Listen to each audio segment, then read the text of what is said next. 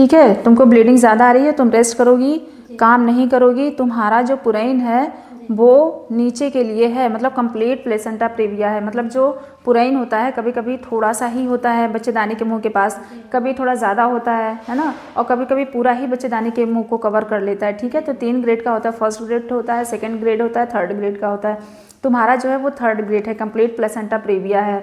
और ब्लीडिंग तुमको इतनी आ रही है, ये बताओ तुम्हारा बच्चा 8 महीने का हो गया, तुमको मतलब इससे पहले कभी तुमको दिक्कत ही नहीं हुई थी? नहीं मैम, मेरा पहला बच्चा हुआ तो कोई दिक्कत नहीं हुई। हाँ हाँ। लेकिन ये बच्चा है मतलब चौथे महीने से अच्छा, कई बार ब्लीडिंग आ चुकी है।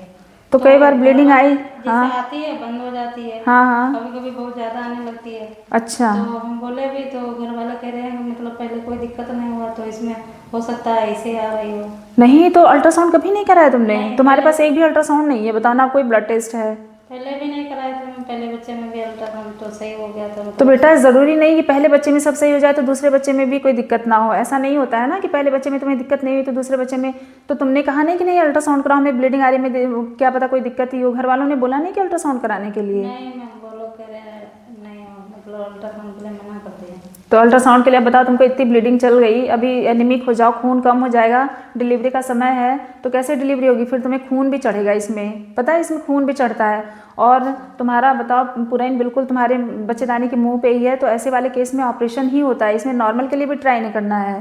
पहला बच्चा नहीं हो पाएगा। नहीं, इसमें नॉर्मल नहीं हो पाएगा। पहला बच्चा तुम्हारा नॉर्मल है ना, यहीं पे तो हुआ था तुम्हारा। लेकिन दूसरा बच्चा जो है, हमने उस समय भी तुमको समझाया था कि देखो एक भी अल्ट्रासाउंड नहीं है, और डिलीवरी के समय हमने एक अल्ट्रासाउंड किया था, है ना, अल्ट्रासाउंड कराया था लास्ट टाइम में।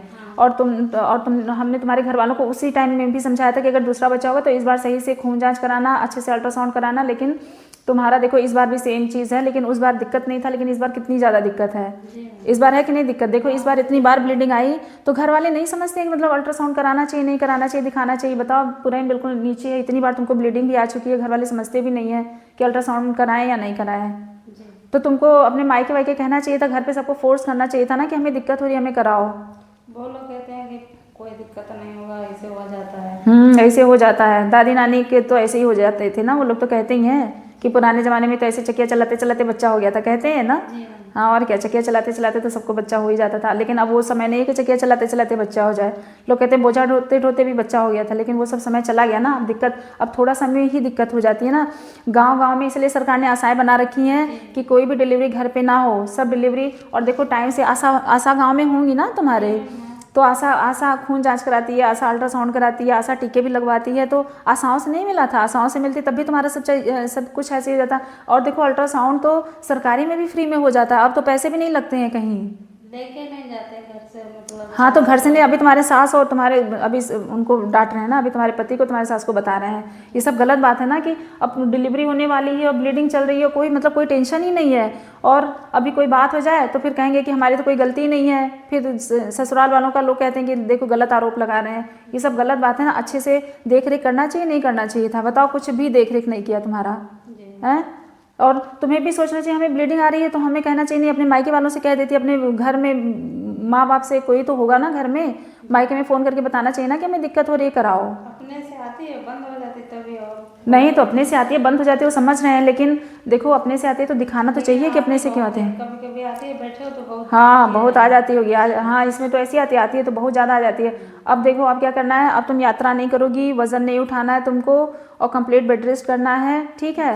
और इस समय तो अभी चलो ठीक है, नहीं तो हो सकता है कि इसका ऑपरेशन भी तुम्हें करवाना पड़े, ठीक है। दूसरे बच्चे में हो सकता है ऑपरेशन भी हो, क्योंकि इस वाले में तुम्हारा कोई कंडीशन नहीं है कि कोई नॉर्मल ही बच्चा हो जाएगा। लेकिन अभी जब तक घर वाले तो तुम्हारे अभी एडमिट भी नहीं करवा रहे हैं, वो सब लोग कह रहे हैं कि नहीं अभी एडमिट नहीं कराना है, तो ठीक है तुम घर जाओ और पैर के नीचे तकिया लगा के लेटना अभी, और चलना फिरना नहीं है, यात्रा नहीं करना है, जीने उन्हें पे नहीं चढ़ना है, झाड़ू पोछा खाना बर्तन ये सब कुछ नहीं करना है।